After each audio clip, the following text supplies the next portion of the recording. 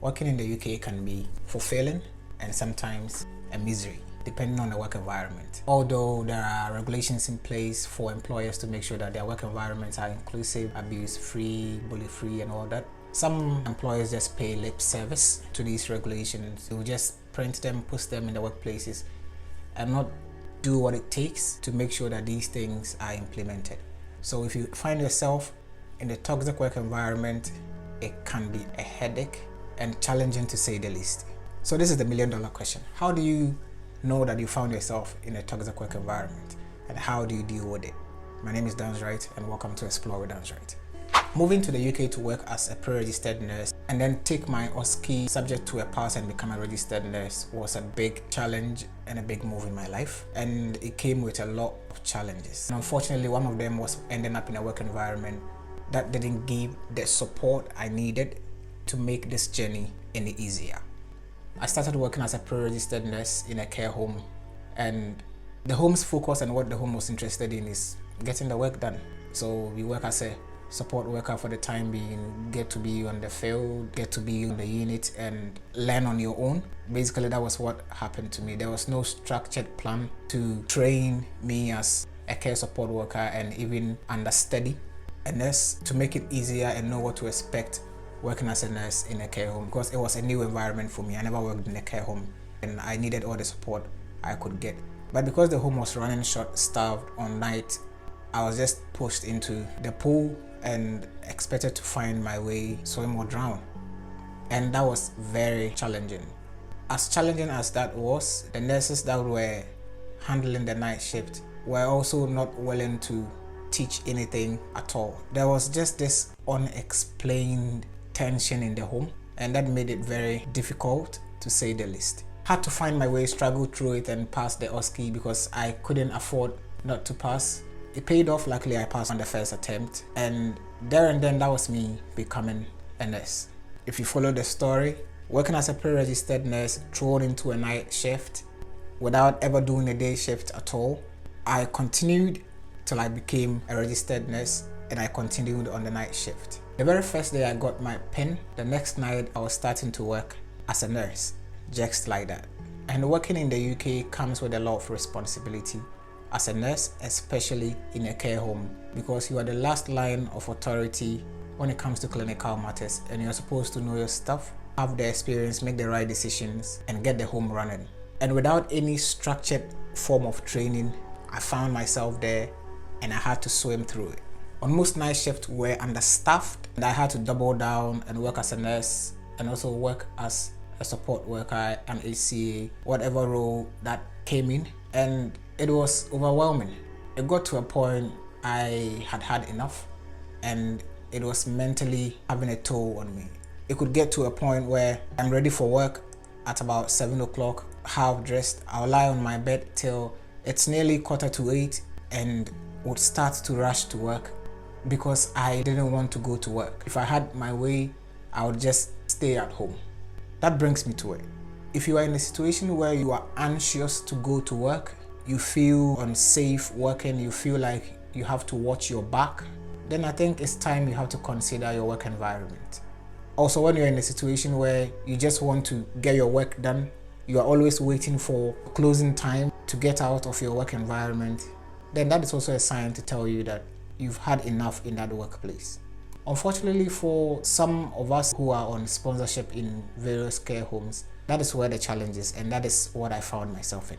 Finding another employer who is going to sponsor you can be another uphill battle, and it sometimes makes it more challenging for you to make a decision to move, because the stress of having to go through writing a CV, getting references, going for an interview, and not even being sure whether you're going to get sponsorship are all a bit overwhelming. But I had to do it because at a point I had had enough and it was just at a breaking point.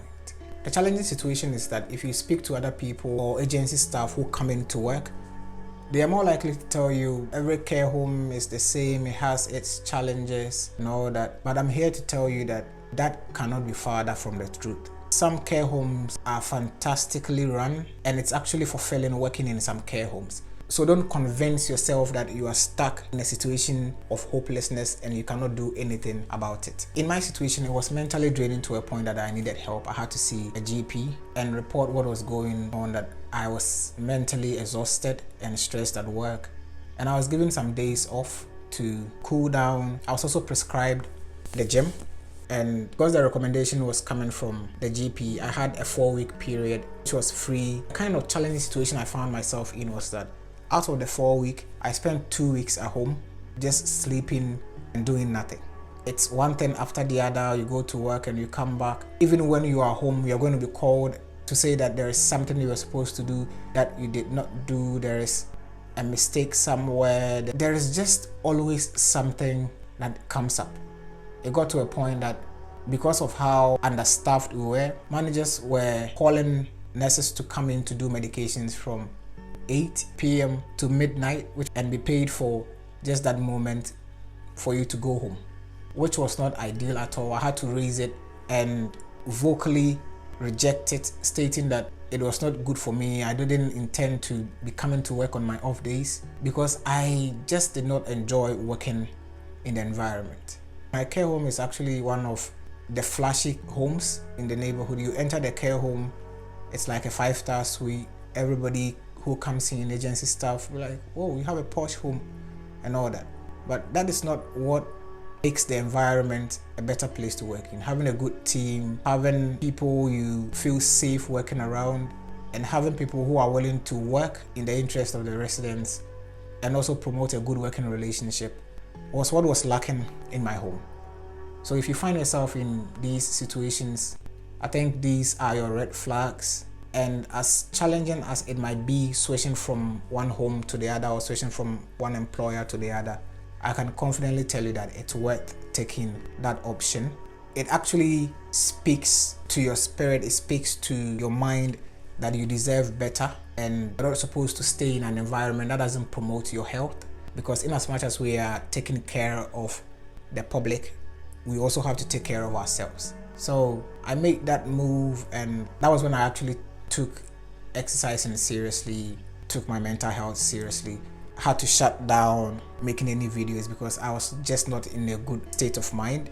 Almost a year down the line, it's a lot better. I've regained my professional confidence, and I'm continually exercising, taking steps to build my mental health, study as an MD student, and also shoot videos part-time because I enjoy doing it, write music, produce music, and do things that make me happy.